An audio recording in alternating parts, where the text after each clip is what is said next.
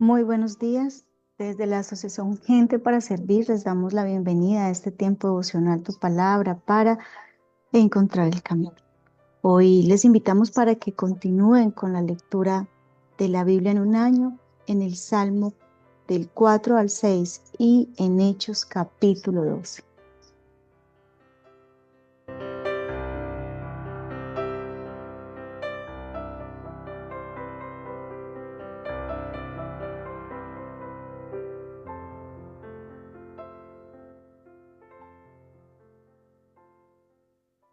Hoy nos encontramos con un capítulo en el libro de los Hechos que nos permite recibir una gran lección de parte de Dios en nuestra vida.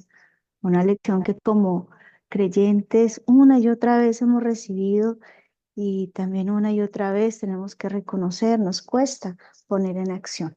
Así que en Hechos, capítulo 12, se nos narra el momento en que Jacobo es muerto y Pedro es encarcelado. Eso dice el título del capítulo, y en el versículo del 2 al 5 está el eje principal de lo que el Señor seguramente nos quiere hablar a través de su Santo Espíritu. Dice así: y mató a espada a Jacobo, hermano de Juan, y viendo que esto había agradado a los judíos, procedió a prender también a Pedro. Eran entonces los días de los panes sin levadura, y habiéndole tomado preso, le puso en una cárcel, entregándole a 4 grupos de 4 soldados cada uno, para que le custodiasen, y se proponía sacarle al pueblo después de la Pascua. Así que Pedro estaba custodiado en la cárcel, pero la iglesia hacía sin cesar oración a Dios por él. Y este versículo 5 nos deja la lección principal acerca de lo que debemos hacer en medio de acontecimientos que llegan para impactarnos, para afectarnos, situaciones que, como en este capítulo, nos tienen que mover. ¿Qué movió el pueblo a orar sin cesar por Pedro? ¿Cuál fue la situación que desencadenó en el pueblo de Dios esa determinación de orar sin cesar? Y es que ya había un antecedente. El antecedente tiene que ver precisamente con Jacob. Jacob fue muerto y fue un llamado, fue una alerta que se prendió, porque ¿qué le esperaba a Pedro? Pues lo mismo que a Jacob, ¿sí? Eh, Santiago capítulo 4 versículo 2 dice: pero no tenéis lo que deseáis porque no pedís. ¿Y cuál fue seguramente la petición que el pueblo le estaba haciendo a Dios? Me refiero al pueblo de Dios, me refiero a esa manada pequeña que para ese momento se había convertido al Señor. Sí, esa petición radicaba en lo que seguramente le iba a acontecer a Pedro. Y es que cuando hablamos de la oración, tenemos que verla siempre como la puerta hacia la salida, hacia la luz en medio de un laberinto oscuro. Cuando hablamos de la oración, tenemos que comprender que es la respuesta natural de un corazón que depende de Dios.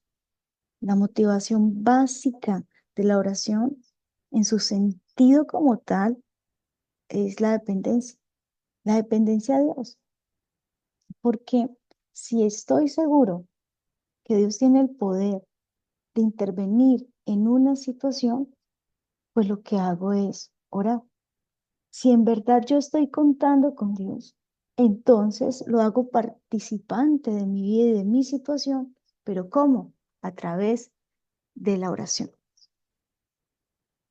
Aquí lo que podemos observar es que en el caso de Pedro hubo una intervención divina, hubo un milagro, pero ese milagro tuvo que ver con la intervención. La intervención de Dios fue divina en la vida de Pedro, pero una intervención completamente desde el plano natural, físico, y es la oración, ¿sí? Cuando vemos que el pueblo interviene a través de la oración, cuando vemos que la iglesia se reúne a orar sin cesar, entonces vemos el poder de la transformación de una situación. El Señor nos muestra a través de su iglesia primitiva y a través de esta situación que sí se puede participar, que sí se puede intervenir y que a través de una oración fervorosa, no solamente pues Pedro fue liberado, sino que Dios puede mover su mano sobrenatural para liberarnos de tantas cárceles que estamos experimentando o de esa libertad que necesita recibir tantas personas que están a nuestro alrededor. Y de alguna manera este pasaje está relatando lo que hace la oración no solo por nosotros, sino por otros. Y eso es lo fundamental con respecto a este pasaje de Hechos 12. Es interesante ver cómo Pedro al principio pensaba que era una visión. Y cuando vemos acerca de lo que es una visión, pues es una experiencia espiritual donde yo desde mi plano natural y físico puedo trascender y ver como una verdad espiritual y quizás incluso, quizás no, anticiparme. No es una posibilidad que ocurra algo que Dios me muestre en una visión, ¿no? Cuando Dios muestra algo acerca a su siervo o a una sierva, básicamente en visiones, es porque Él está proyectando en la vida de esa persona una situación o presente o futura, porque hay situaciones presentes que no entendemos, que no comprendemos. Y Jesucristo tenía ese poder de ver a través de sus ojos espirituales más allá. Por ejemplo, cuando la hija de Jairo y él entra y dice, no, no está muerta, solo duerme. Todo el mundo la declaraba muerta en ese momento, pero él veía más allá. En la situación, por ejemplo, presente de Marta y María tras la muerte de Lázaro, que veían todos, ¿no? Este ya se murió. Es lo que veíamos en nuestro, es que es lo que veíamos en nuestros ojos físicos. La explicación física de un acontecimiento físico frente a la muerte de alguien. Y cuando leemos la historia de Lázaro, vemos que ya Edía, cuando iba el Señor Jesús a, a abrir esta roca, a mover esta roca para que saliera el Lázaro. Pero ¿qué veía Jesús? ¿Qué vio Jesús? El Señor Jesús está anticipado en los acontecimientos y aunque todo el mundo lo había y estaba considerando a Lázaro muerto, él sabía que esa muerte era para vida. No sé, Lázaro estaba en alguna sala de espera, pero el Señor Jesús conocía lo que iba a pasar.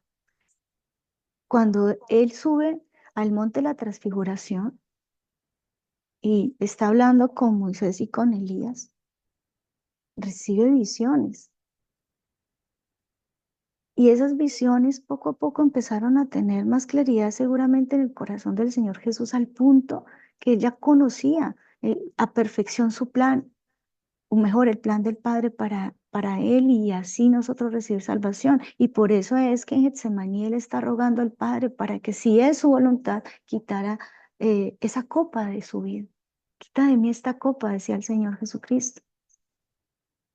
Entonces esa visión que vemos aquí con respecto a Pedro es lo que yo desde mi experiencia espiritual puedo experimentar, claro, pero hay otra forma de intervención y es que desde el mundo espiritual se abre una puerta, es como esas puertas que tienen que ver con entrar a otra dimensión.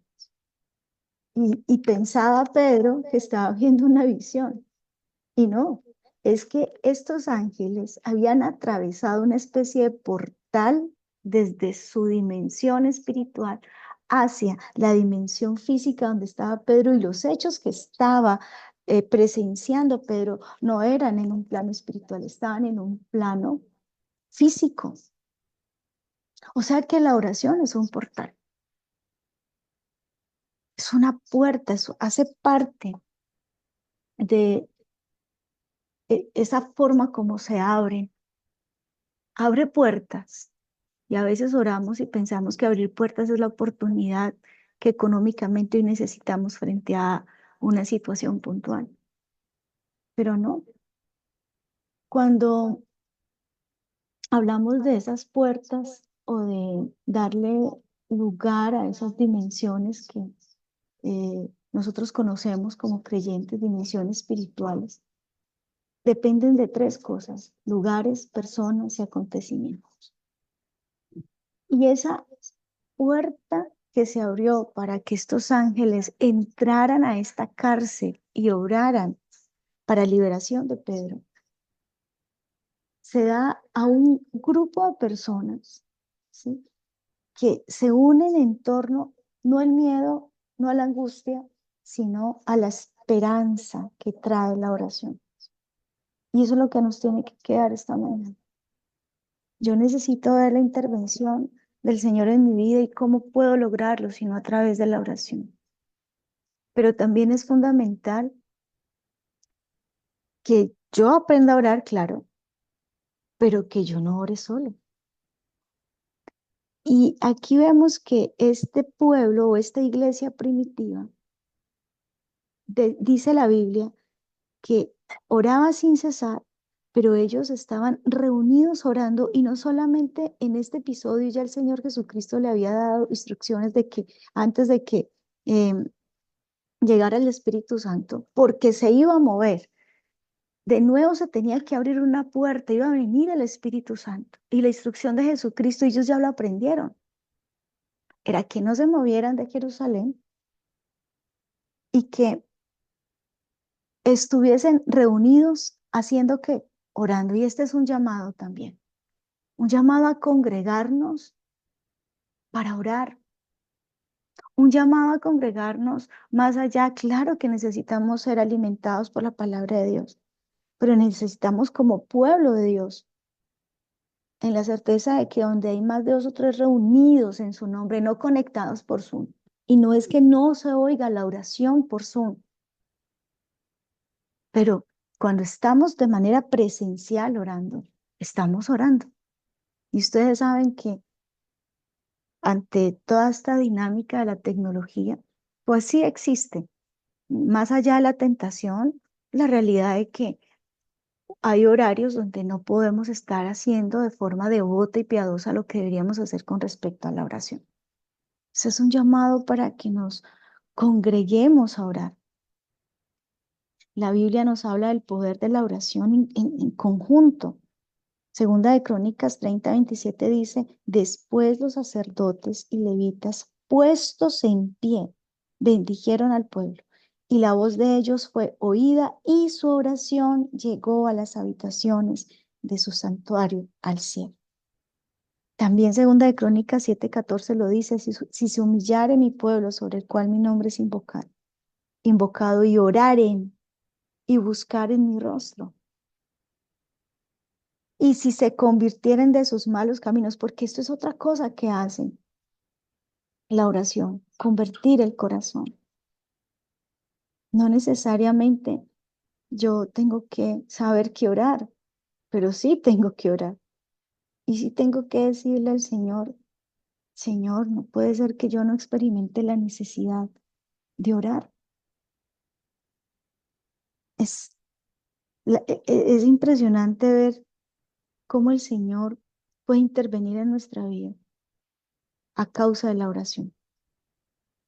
El Salmo 65:2 dice: tú oyes la oración, a ti vendrá toda carne, con tremendas cosas nos responderás tú en justicia, oh Dios de nuestra salvación, esperanza de todos los términos de la tierra y de los más remotos confines del mar. Es el momento de decirle al Señor que nos enseñe a orar, y con todo el corazón decirle al Señor: Señor, yo necesito aprender a orar. Desesperadamente necesito aprender a orar, porque yo necesito aprender a depender de ti desesperadamente. Necesito aprender a orar por otros. Necesito aprender a ver esas cárceles abiertas, esa libertad que necesitan mis seres queridos, que necesito yo. porque el primero que tiene que ser libre de esa cárcel de miedo, de pereza espiritual, soy yo. Esa cárcel de entretenimiento en la que está cautiva mi alma que no me permite ser libre en mi espíritu para buscar al Señor. En la oración hay un misterio. Y si se le dificulta tanto orar, es precisamente por eso, porque cuando usted se dispone a orar, inmediatamente las fuerzas de oscuridad y tiniebla que no están interesados en que usted vea la luz al final de ese túnel, pues obran y pesan. Pesan en su cuerpo, pesan en su alma, pesan en su corazón. El corazón siempre estará inclinado a estar lejos de Dios. Por eso decía el profeta que el corazón es engañoso más que cualquier otra cosa. Y entonces usted sabe que tiene que orar y lo primero que se le ocurre, porque como se siente cansado, agotado de la situación y hasta emocionalmente a veces lo más, eh, digamos, consolador posible en medio de lo que podamos pasar es irnos a dormir, porque el sueño también adormece el dolor del corazón, no solamente el dolor del cuerpo. Pero tenga presente que la oración abre esas puertas y que es necesario que el Señor intervenga de manera sobrenatural en nuestra vida, como intervino en Pedro antes de que, eh, pues bueno, el pueblo seguramente vio lo que le iba a pasar a Pedro, ¿sí? Así que, a propósito, considere si tiene dificultades en su oración. Y esto lo hemos hablado en otros espacios y últimamente, a propósito de esto, también hemos hecho énfasis en cómo oramos. Si no tiene claridad, si usted no sabe orar, si además usted necesita enseñar a sus hijos a orar, pues tenga presente que es importante la gratitud, agradecer siempre, confesar ante el Señor y tener presente que la misma gratitud me está llevando hacia una confesión acertada, porque yo agradezco al Señor por mi familia y empiezo a reconocer su favor en lo que tengo, en lo que soy, en lo que hago, pero en ese mismo momento también por el Espíritu de Dios empiezo a ver mis errores, esos errores frente a mi familia, esos errores o digamos esa tendencia a querer tener el control en medio de lo que tengo, en medio de lo que soy, en medio de lo que hago. Hay que agradecer a Dios por todo y en todo, pero también reconocer nuestras limitaciones, nuestras incapacidades y debilidades. Si usted agradece, si usted confiesa, lo siguiente es entregar el corazón. Dame, hijo mío, tu corazón, miren tus ojos por mis caminos, dice el Señor. Entregue su corazón. Dile, Señor, aquí está mi corazón, en su obstinación, en su terquedad, en tantas cosas, Señor, porque tú lo sabes, en mis debilidades, en mis concupiscencias. Aquí está mi corazón que se resiste a mirarte. Yo sigo viendo lo que no tengo que ver, yo sigo escuchando lo que no debería escuchar. Aquí está mi corazón. Está naufragando en medio de un mundo que pues me avasalla con sus olas y me lleva a tormentas tan fuertes donde al final lo que siento es un profundo miedo, un profundo terror y aquí está mi corazón, muerto de pánico. Puede tener usted en su corazón, todo el Señor lo sabe, solo presénteselo para que de alguna manera Él intervenga, porque Él lo hace. Cuando usted le entrega su corazón, lo primero que Él hace, conforme a lo que dice la Escritura en Ezequiel 36, es limpiarle, es lavarle, para que su corazón no sea una morada de miedo, de terror, de angustia, de oscuridad, sino una morada de luz, porque ahí es donde se cumple que el vino nuevo no se echa en odres viejos, y esa viene a ser su siguiente oración. Después de agradecer, después de confesar, después de entregar su corazón, Señor, necesito que en mi corazón more tu espíritu. Necesito de tu espíritu. No nos equivocamos cada vez que pedimos lo que humanamente creemos que necesitamos, cuando lo primero que necesitamos pedir desde lo espiritual es una doble porción del Espíritu de Dios, su espíritu. Señor, porque en medio de tanta torpeza natural, solo por tu sobrenatural actuar en mi vida, puedo recibir el espíritu de sabiduría, porque me va a decir qué hacer, de inteligencia, porque me va a decir cómo hacerlo. Espíritu de consejo, porque va a poner personas alrededor mío que me guíen. Espíritu de poder porque me va a dar fuerzas y con qué hacerlo. Espíritu de temor porque que no vaya a hacer yo algo que no te agrade, Señor. Espíritu de discernimiento para saber en qué momento me estoy desviando, en qué momento no. Eso lo dice también el profeta Isaías. El Espíritu Santo es lo que yo necesito y es mi máxima y más importante petición. Incluso el mismo Señor Jesucristo lo decía después de enseñarnos el Padre Nuestro, una de las oraciones más importantes, que no termina como creemos que termina, porque termina con la gran lección de aquella parábola cuando el Señor habla de aquel amigo que tuvo que ir a tocarle la puerta al otro porque le llegó visita y no tenía que ponerle delante. Y con todo esto yo sé que ustedes han conocido la enseñanza, la más importante, porque al final de esta parábola el Señor Jesucristo dice, pues si vosotros siendo malos pueden, o sea, dar lo mejor, si este hombre se levantó a dárselo por la importunidad de su amigo, pues ustedes si piden al Espíritu Santo, el Señor se los va a dar. Es la oración más inoportuna que usted puede hacer y el Señor la va a escuchar. Usted necesita al Espíritu Santo. Dame de tu Espíritu, Señor. Yo quiero que mi corazón esté lleno de tu Espíritu. Yo quiero que mi alma esté influenciada por tu Espíritu. Yo necesito que mi cuerpo sea un templo de tu Espíritu.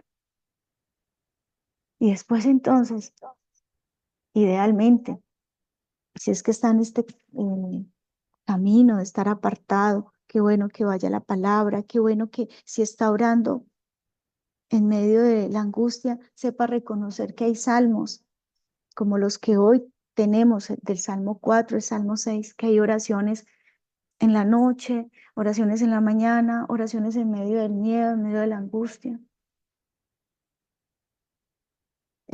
Como leíamos ahora en el Salmo 34, busqué a Jehová y él me oyó y me libró de todos mis temores. A veces no sabemos cómo orar, pero los salmos son una guía de oración extraordinaria. Vaya a la escritura, vaya a la palabra, medite en esa lección diaria que tenemos. Algunos seguramente, si no lo tienen, sepa que pueden acceder a esa guía escritural para que podamos ir a la escritura, a la palabra. Interceda por otros, ore por otros. Recuerde lo que leíamos en Job, en Job 42. Y oró Job por sus amigos, y el Señor quitó su aflicción. A veces nos centramos tanto en nuestras propias situaciones, necesidades y dificultades. La intercesión sí que tiene poder para que el Señor obre, no solamente por los que oramos, así como vemos hoy en Hechos 12, porque Dios obró en la vida de Pedro para que fuera libre, pero obró por la intercesión de la iglesia. Esa intercesión que no paraba, dice que ellos oraban sin cesar, pero también con libertad. Dice la Biblia, clama a mí, yo te responderé. Vamos a hacer una oración y vamos a pedirle al Señor que tome nuestra vida en esta mañana, que tome nuestro corazón. Qué bueno porque en medio de nosotros podemos ver el poder de Dios y es por causa de nuestra oración cuando nos unimos a la oración. Señor, hoy te damos gracias por este tiempo que tú nos concedes y te pedimos que por el poder de tu Espíritu podamos hacer oraciones convenientes. Haga su propia oración ahí donde usted está.